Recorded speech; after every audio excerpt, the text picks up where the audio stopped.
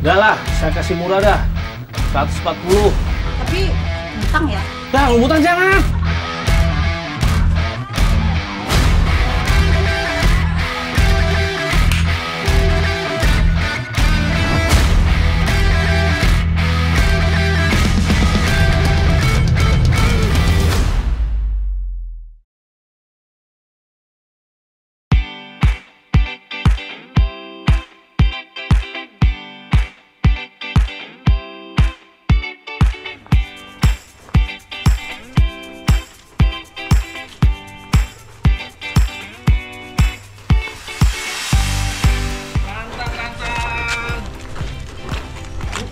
Rantang. Gajian baru kemarin, tapi sekarang kantongku sudah kempes lagi, Lur. Apa boleh buat? Tak putuskan buat jualan keliling, menjemput bola mencari pembeli. Kalau untungnya banyak, lumayan toh. Besok aku bisa pergi healing.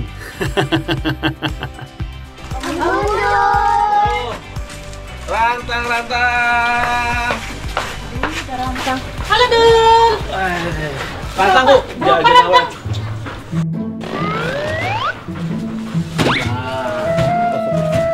Oh, yang mana? Ini apa, Dul? Ini mah biasa, Bu, mainan anak-anak. Masa-masa anak ya? Iya. Ini berapa harganya, Dul? Oh, ini 60. 60. Kalau ini berapa? 150. Dipilih dulu barang bagus ini.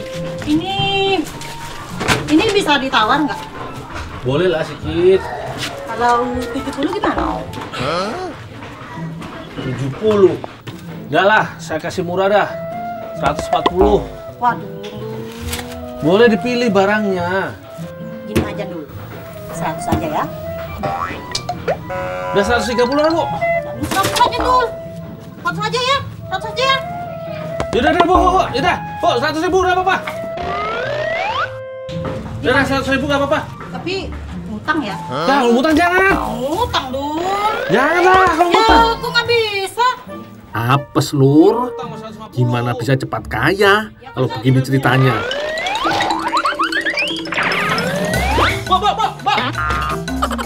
140, Bu, kalau utang.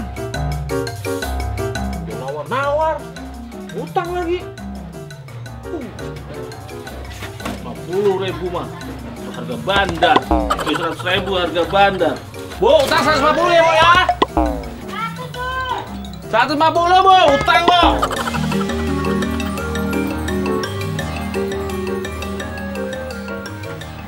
Rantang.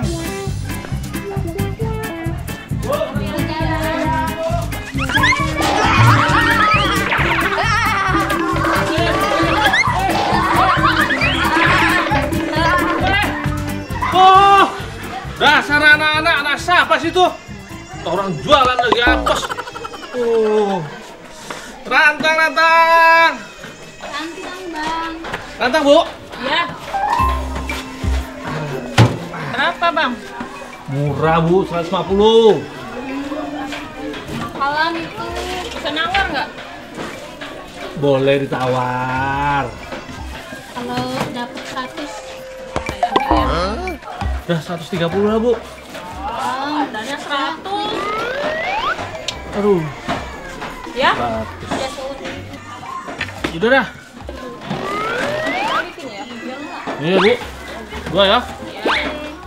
Kasih. Yo. Yo wis, gak apa-apa. Ojo lali. Besok beli rantang aluminium di aku lagi yo yuk. Main anak-anak. Kompor-komporan, panci-pancian.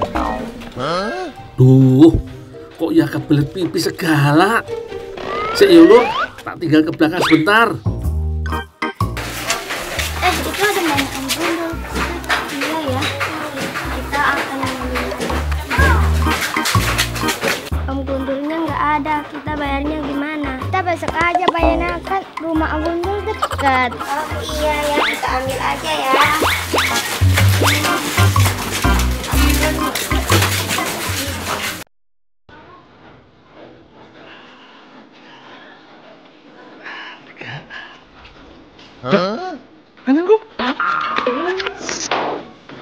Buatalah. Mana aku? Apes. Kok nggak habis-habis toh yo? Waduh. Itu 1 juta. Ini hilang. Aduh. Gimana aku bilang sama bos ini yo? Juragan mesti ngomel banget iki. Aduh.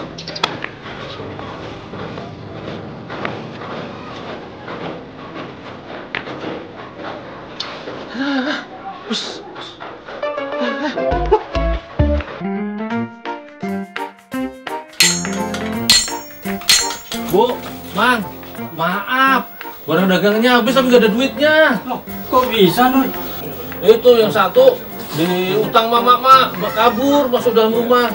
Terus yang mainan anak-anaknya aku udah pipis kan, taruh di langgar, hilang tahu-tahu nggak ada. Sudah Bu, bantu Bapak membuat rantang. Ya udah tuh maaf ya Bu ya. Matur nuwun Yoyo. Besok nggak tak ulangi lagi. Tenan. Hari ini biar tak bantu produksi aja yo. Maaf ya. Iya. Udah aku bantu Bapak. Iya.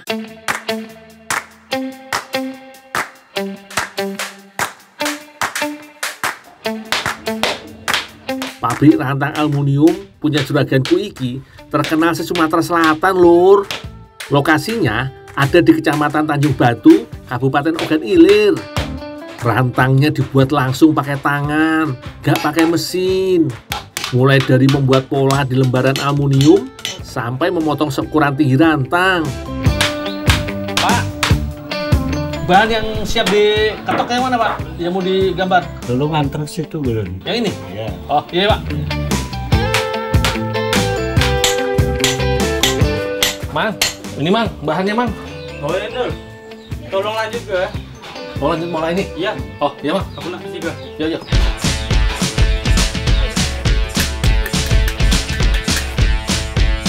Termasuk membuat motifnya juga manual, Lur.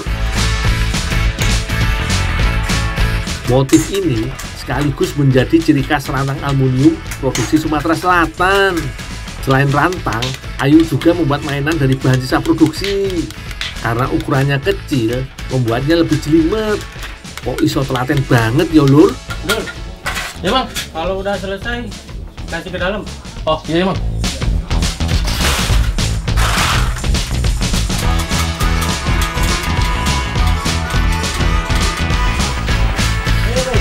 Pak, ini udah di pola Pak. Udah, saya tinggal dulu ya, bikin tutup dulu. Di bagian lain, lembaran aluminium disatukan tanpa menggunakan lem perekat. Biar aman kalau rantang dipakai untuk tempat makanan panas. Caranya, ujung lembaran dilipat, kemudian dipukul-pukul untuk menyatukannya, Lur. Berbeda dengan tahapan sebelumnya, pembuatan motif pembatas dilakukan menggunakan alat khusus. Juraganku bilang biar hasilnya lebih maksimal. Sebelum finishing, bagian atas dan bawah rantang dirapikan dulu. Bagian atas digulung menggunakan kawat aluminium. Ini biar bentuk lingkaran rantang lebih kokoh dan tidak mudah penyok. Kalau bagian bawahnya ditutup menggunakan lembar aluminium selebar besar ukuran rantang. Sampai di sini bentuk rantangnya sudah mulai kelihatan ya, Lur. Biar semakin rapi dan estetik, tutup rantang juga harus dibuat bermotif. Rantangnya sudah beres. Sekarang tinggal buat pengaitnya. Panjang pengait ukurannya 3 kali tinggi rantang. Pada bagian tengah sengaja dibuat melengkung untuk pegangan. Konco-konco kerjaku di sini jago-jago semua yo. Kerjanya sacet banget. Ini rantang hasil produksinya, Lur. Makasih ya, Bu. Udah Bu, Ini kasih dulu buat kamu. Asik. Terima kasih yuk. Besok aku bantu-bantu di sini lagi yo. Pak, makasih Pak ya. Aku tinggal dulu ya.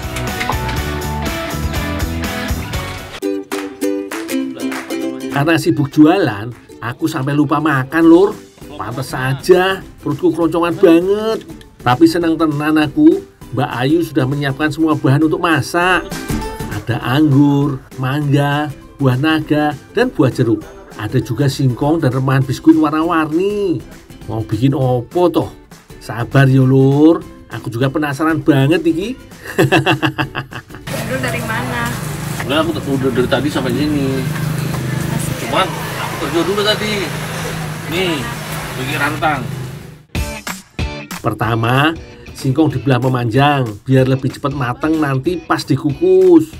Iki tugasku Lur. Kalau Mbak Ayu, tugasnya ngupas dan memotong buah. Yuk, aku rebus singkong dulu yuk ya.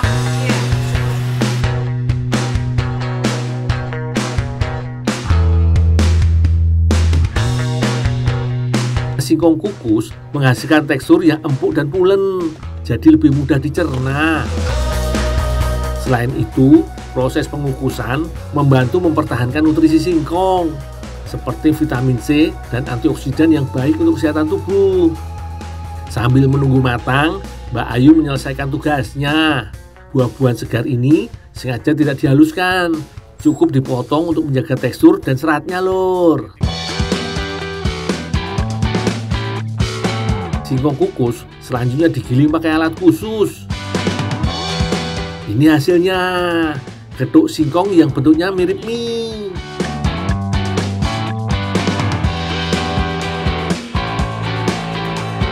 Yuk, nih singkongnya udah aku rebus, udah aku giling sekalian yuk. Nanti tak tolong diisi buah-buahan, terus terakhir kasih apa nih? Kelapa bubuk ya. Iya Nol, makasih ya Nol. Aku tinggal dulu yuk ya. Kalau soal finishing, aku serahin ke Mbak Ayu aja. Dia pasti lebih telaten. Sebelum disajikan, getuk singkong lebih dulu dilumatkan dan dibentuk bulatan pipi. Kemudian diisi dengan aneka buah segar seperti ini. Satu-satu yo Lur, biar rasanya nggak campur sari alias campur aduk. Terakhir, bulatan getuk isi buah dibalut dengan remahan biskuit. Duh, dari jauh aku sudah mulai ngiler Lur. Yeki. Ini dia hasil masakanku sama Mbak Ayu. Bahannya boleh sederhana, tapi tampilan dan rasanya patut untuk dicoba Lur. Gasken Lur. Yuk makan. Wah, enak tenan. Empuk, gurih, seger. Rasanya komplit banget Lur. Gak apa-apa deh, gak jadi pergiling. Bisa makan gembus rembis iki aja, wis cukup jadi cara healingku hari ini. Makasih yo Mbak.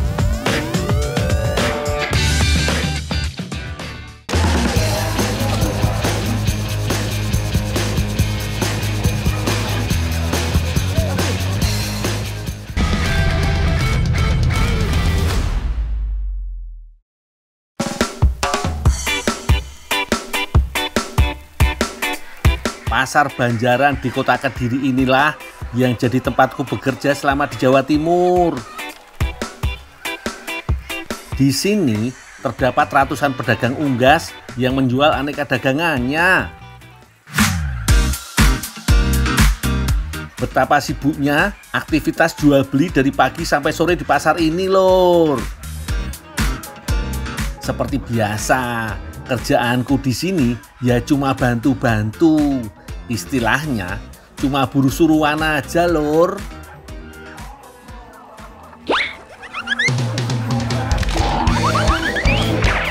Walah, ucul Lur, ayamku lepas.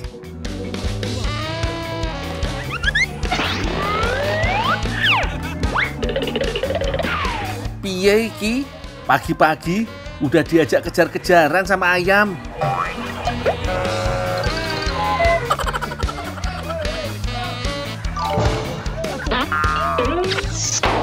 Biarpun kecil, ayamnya gesit juga iki Lur.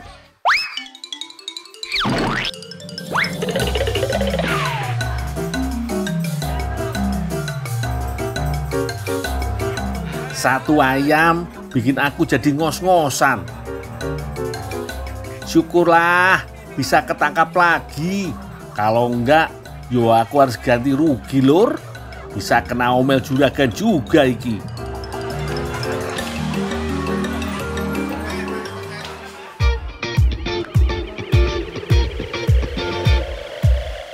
Ayam yang sudah laku siap dibawa ke tujuan masing-masing.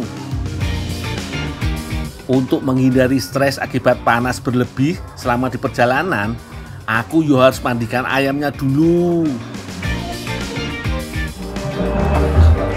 Ya, Pak. Tolong talin ayamnya ini dong.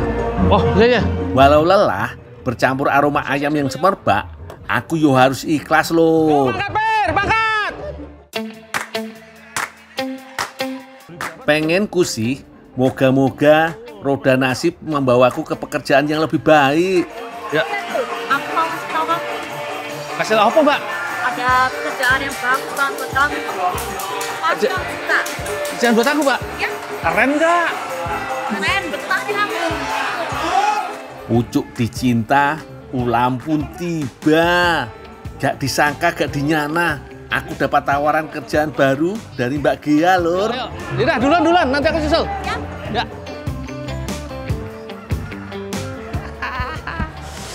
Kantoran nih.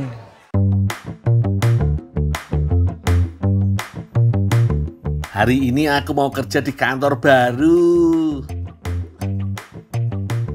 Gimana penampilanku, Lur? Kira-kira kerjaan apa ya yang cocok buatku? Direktur, manajer, atau produser, Lur? Misi, Pak. Ya. Anu, Pak. Silakan dulu. Oh iya. Anu, Pak. Kata Mbak Gia, katanya di sini ada lowongan pekerjaan. Apa betul, Pak? Bener ada. Wah, kalau saya ngelamar kerjaan, boleh, Pak? Boleh, memang perlu sekarang memang ada. Oh gitu ya, Pak? Wah, kapan, Pak? Kira-kira saya bisa kerja? Kalau memang sekarang siap, bisa sekarang berangkat. Sekarang juga bisa, Iya, Pak? bisa, Wih, bisa. siap, Pak. Langsung berangkat? Boleh, Pak? Boleh? Iya. nanti. Rezeki anak soleh iki. Ternyata cari kerjaan zaman sekarang gak sesulit perkiraanku, Lur. Nah, ini Dul kerjaannya. Sini. Tempat apa sih, Pak, ini, Pak? Ya, ini lihat saja sendiri. Ah, Ayam. iya, memang ayam yang sebenarnya kerjanya kayak gini. Mbak Gia loh, bilang kerjaannya keren. Walah, mimpi apa aku, Lur? Sudah benar-benar kerja di pasar, malah terbuai janji kerja baru dari Mbak Gia. Ujung-ujungnya ayam lagi, ayam lagi.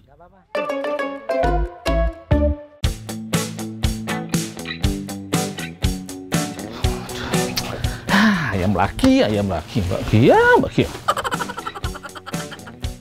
Aku lagi di kandang supplier ayam potong Pak Mujiono di Kabupaten Nganjuk, Jawa Timur, Lur. Di kandang pembesaran ini, Lur, terdapat sekitar 13.000 ekor ayam yang harus aku siapkan pakannya sendirian. Pokoknya ayam gak boleh kelaparan, Lur.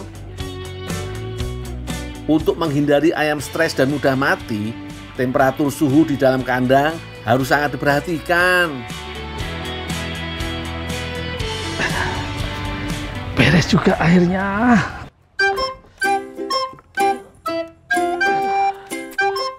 Lima karung udah habis. Ada istirahat dulu. Banyak juga. Gimana, Dul? Udah beres semua? Beres, Pak. Oh iya, Pak. Ah, gimana? Mungkin ayamnya banyak tuh, Pak. Oh iya. Saya minta satu, Pak, buat makan. Ini tadi ada, saya itu tadi itu apa misain ayam satu. Ayamnya itu monster gede. Kalau memang mau masak nggak apa-apa, itu aja. Beneran, Pak? Saya mau kasih yang monster, Pak. Iya, nggak apa-apa, itu ambil aja, nggak apa-apa. Makasih, Pak, ya. Tambahin lagi kan kemarin nanti. Iya, Pak. udah, Ya. Ambil aja.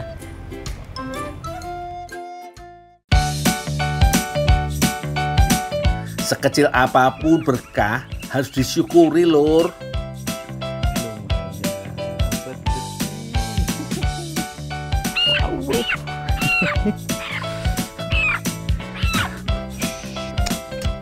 Ayam potong. Apa, Pak? Hari pertama kerjamu. Ah, Mbak Gia itu loh, ngeprank aku. Katanya kerjaannya keren. Enak toh, wong dingin oh. Ini ayam buat aku ya. Oh, enak. Wah, aku aja baru minta juragane, mau tak masak kok. Tak ewangi ya, Dul. Beneran nih, Beneran. mau bantu tulus. Iya. Yaudah kalau gitu. Punya bumbu toh? Ini siap nih. Yo, yaudah yuk masak. Yuk. Rencananya aku mau masak ayam crispy pakai teknik akupunktur. Itu loh, seperti metode pengobatan tusuk jarum ala negeri Tiongkok. Ayam yang sudah bersih, lanjut aku tusuk-tusuk dengan tusuk gigi. Tujuannya untuk membuat efek berlubang pada dagingnya, biar racikan bumbu yang dipakai bisa lebih meresap, lur.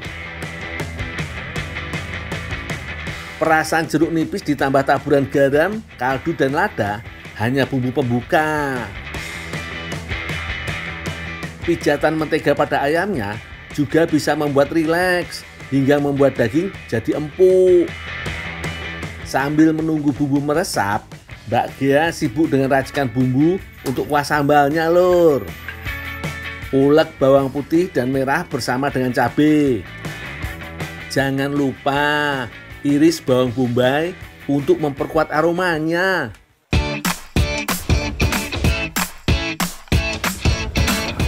Duh, Ya, Mbak. aku tak masak sih ya. Oh iya Mbak, aku tak ngelesain ini dulu. Lanjut, lur. Aku siapkan tepung bumbunya dulu yo. Racik tepung bersama dengan telur dan juga air. Kalau tepung sudah larut, ayam siap dibalut ke dalamnya. Cabut tusuk gigi supaya bumbu tepung bisa meresap ke dalam daging. Sip lah, tunggu sebentar biar meresap yo. Mbak Gea lanjut memasak kuah pedasnya, lur. Masak bombay sampai harum, lalu masuk bumbu halusnya. Mbak Gea pengen buat kuah asam pedas, makanya saus tomat yang dipakai lumayan banyak itu, lur. Tambah kayu manis dan asam jawa juga. Tambah air secukupnya.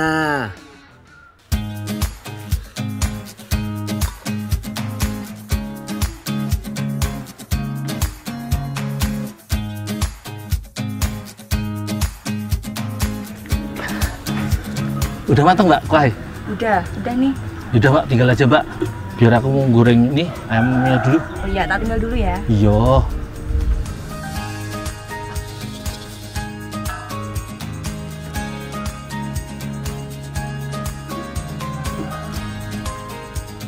Siapkan minyak banyak untuk menggoreng 1 ekor ayam utuh.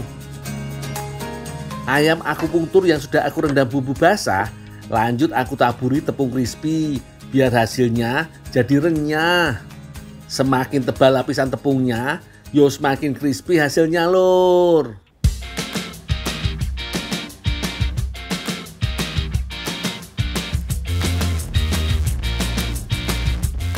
Gorengnya harus sabar yo, agak lama. Sing penting hasilnya memuaskan.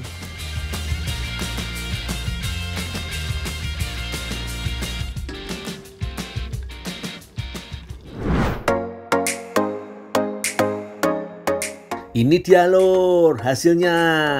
Ayam crispy akupunktur dengan saus asam manis.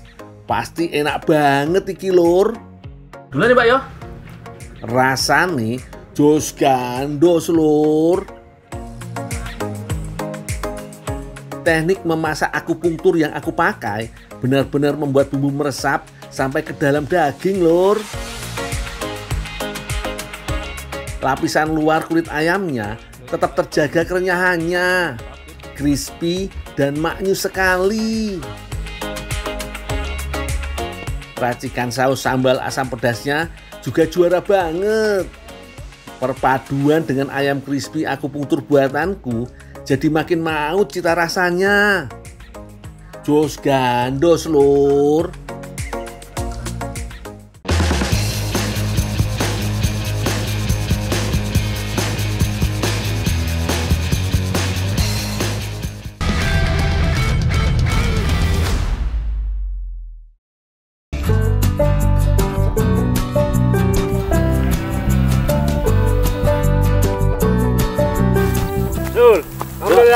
lontar itu.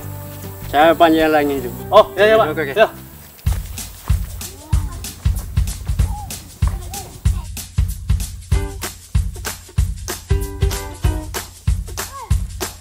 Hampir semua bagian tanaman lontar bisa dimanfaatkan. Batangnya biasa dimanfaatkan untuk furniture atau kerajinan. Bunganya bisa disadap menjadi minuman atau gula. Kalau daun lontar biasanya jadi bahan baku anyaman.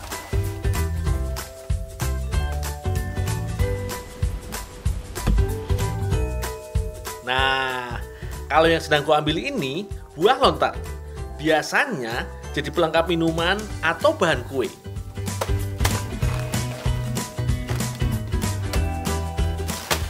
Oh iya, kata Pak Sahiri, daun lontar ini akan diantarkan ke tempat Bu Cia, pengrajin anyaman lontar.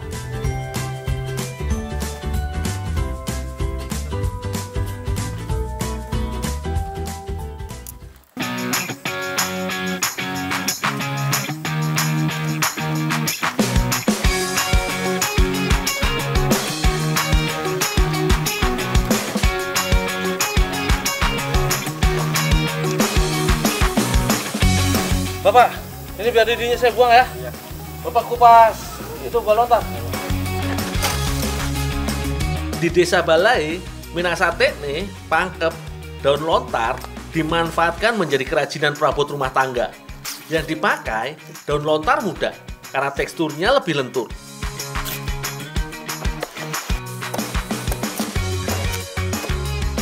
Daun lontar dipisahkan dari tulang daunnya.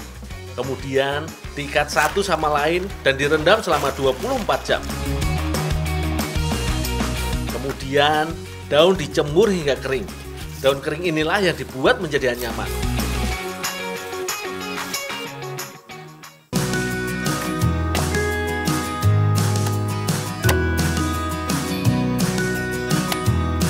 Buah lontar paling pas dijadikan minuman yang menyegarkan, seperti es dawet atau jus loh.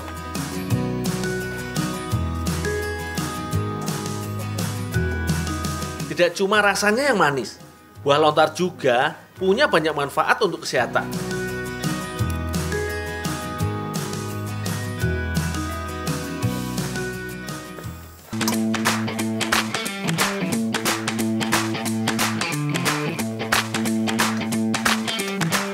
Wah, ternyata buah lontar juga bisa jadi bahan kue bluder. Bahan lainnya sama seperti kue bluder biasanya. Ada kuning telur bebek, telur ayam, dan gula pasir yang dikocok. Kak, ini Kak, saya bawain baku 2 Kak. Oh iya, makasih ya, Dul. Nih, sekalian saya bawain buah lontar. Oh, ini lagi buat kue kok. Tungguin ya kuenya. Oh, ya Kak, makasih ya Kak.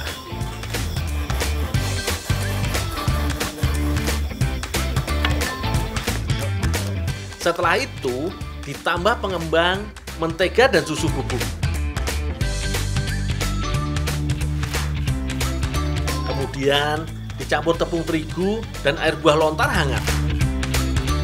Air lontar tidak hanya dipakai untuk mengecer adonan, tapi juga bisa memberi cita rasa manis yang khas pada kue blunder. Supaya tampilannya menarik, bisa juga gunakan pewarna alami seperti perasan daun pandan atau daun suji untuk warna hijau.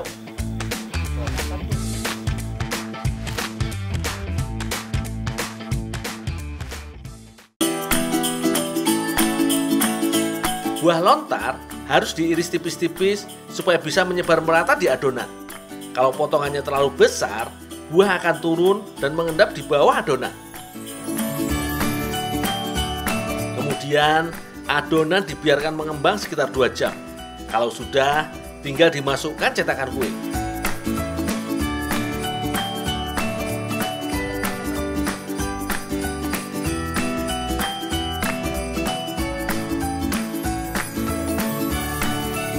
Tidak usah terlalu penuh memasukkan adonan dalam cetakan. Kue bakalan mengembang saat di oven.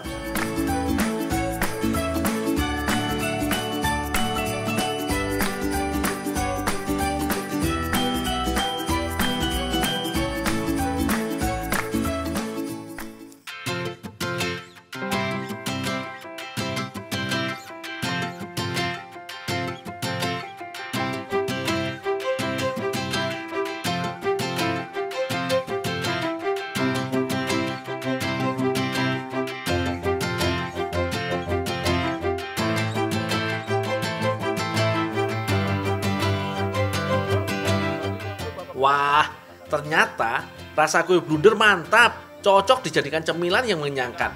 Lumayanlah menggantikan energi yang hilang setelah capek memanjat pohon lontar tadi.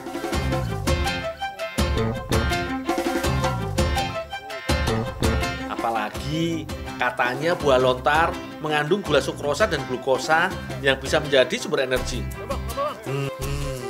Kayaknya satu kurang nih. Ayo nambah lagi.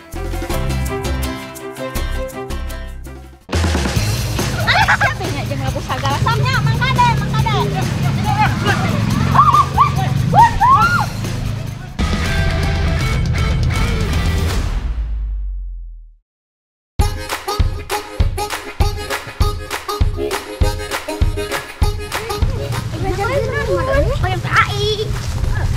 Matematika. Alah, ya teh ujang-ujang di mana? Kasep. Katu bantu tata hesuk ka mangka. Siapanya jangan aku sagala samnya, mangkade.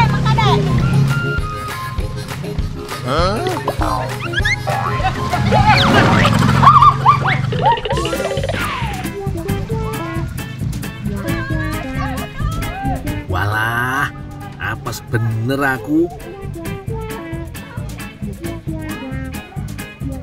Untung ini kagak kecebur juga ini. Kita mau dia kemana? Ini teh kedelai mau ngantar ke pabrik tahu mau buat cuanki. Itu malah. Sok atuh dia. Kayak atunya sakan tenan pang nyandak ke kampas tahunannya. Kamu mikir?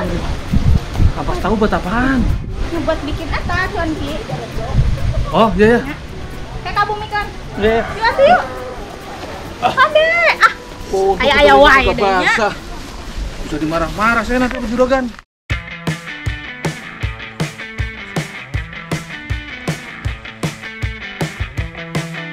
Atunya abi ka bumi di atas Ya. atas tahunna.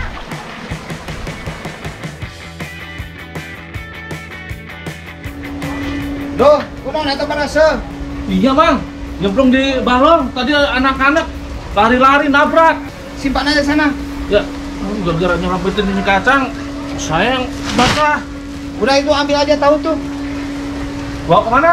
Anterin sama ibu-ibu ke pabrik buat dibikin cuanki. Oh, iya.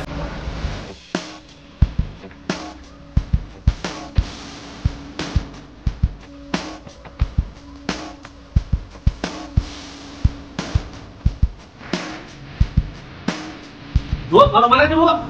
Sini satu sangat. Oh ya.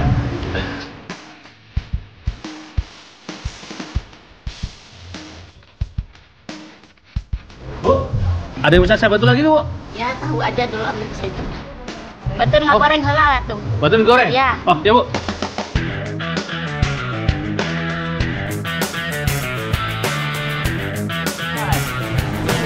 Nih, Do. Lanjutin aja, Do. Oh, iya, Bang. Ini dia lur, UMKM Cuanki Garut Satu Hati, tempatku bekerja hari ini. Siapa yang suka jajan cuanki? Panganan satu iki bisa dibilang legendaris lur. Sudah ada sejak tahun 60-an yang diperkenalkan pertama kali oleh masyarakat Tionghoa.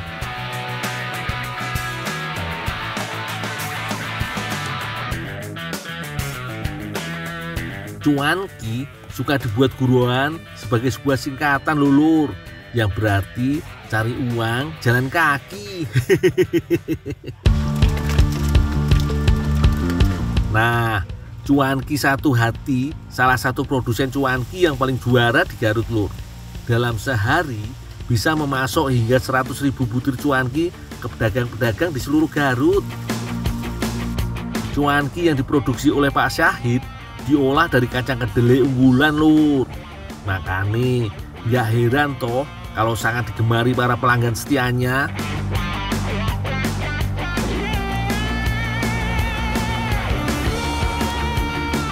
Selanjutnya masak kedelai yang sudah halus sampai berbusa dan matang. Biasanya dalam satu bak seperti ini butuh waktu hingga 20 menit. Jika sudah matang, saring adonan dengan kain tipis, lalu angkat saringan dan pisahkan ampasnya. Nantinya olahan kedelai ini diproses kembali dan kemudian dicetak menjadi tahu. Tahu yang sudah padat kemudian dipotong dan digoreng setengah matang. Setelah membuat tahu, proses selanjutnya adalah membuat isiannya. Bahannya terdiri dari tepung terigu, ikan tenggiri, serta air dan bawang putih yang dicampur bersamaan. Ikan tenggiri memang paling mantep lur untuk dijadikan penguat rasa. Aduk adonan hingga rata, lalu tambahkan tepung tapioka sedikit demi sedikit hingga kalis. Biasanya sekali membuat adonan butuh 2 karung tepung tapioka. Adonan inilah yang nantinya akan diisi ke dalam tahu cuanki setengah matang lur. Nah, kalau sudah siap, cuanki tinggal digoreng sampai benar-benar kering hingga menjadi cuanki tahu. Ya, itu Bang. Pergi mana? Iya, Mas ya. Ya, siap. Bang, ampas tahunya di mana, Bang? Sebelah sana. Di pabrik tahu yang di sana. Oh, di depan sana tuh. Iya. Oh ya, Depan tadi. sana. Mau kita ampas tahu dulu. Iya, siap. Di mana, Bang?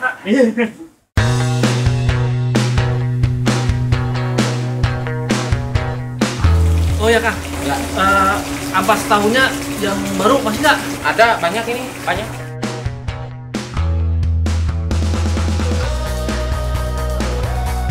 Terakhir, cuanki yang sudah matang tinggal dikemas dan didistribusikan ke penjual cuanki. Segarut raya.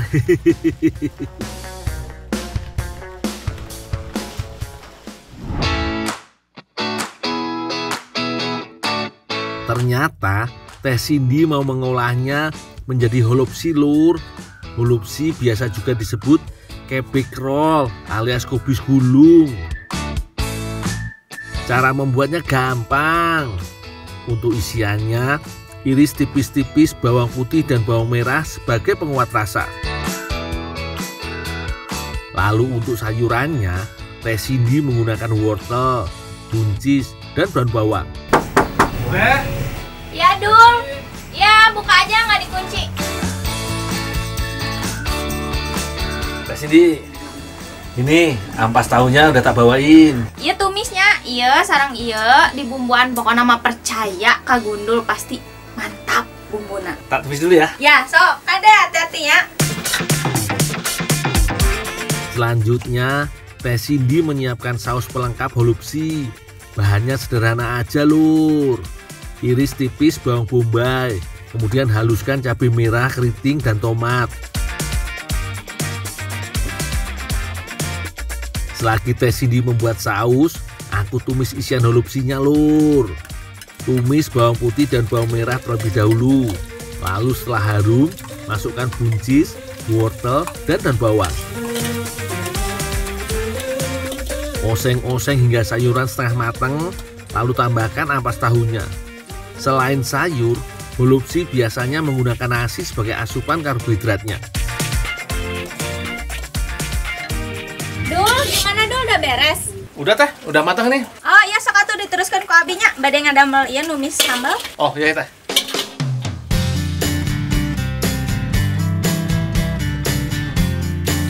Setelah minyak panas, segera tumis bawang bombay agar aroma semakin harum dan sedap. Setelah setengah matang, tuangkan saus lalu masak hingga matang. Proses terakhir, tinggal bungkus isian dengan kulit kubis atau kolur.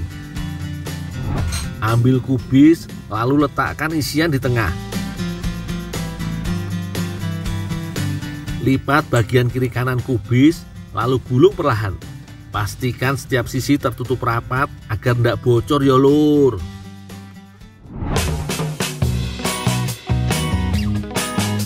Gimana lur? Api toh? Iki baru namanya masakan mantep.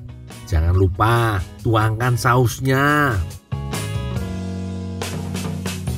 Wah, aku udah ndak sabar. Teh, ayo Teh, langsung kita santap.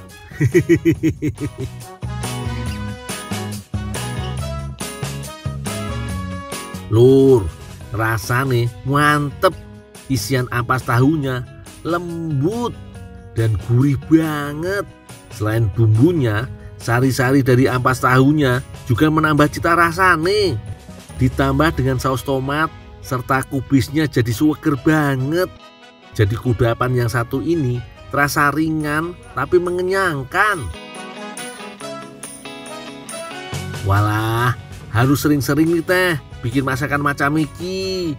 Selain lezat, ampas tahu yang biasanya jadi limbah atau makanan ternak ternyata juga bisa jadi alternatif makanan yang bergizi. Jos gandos.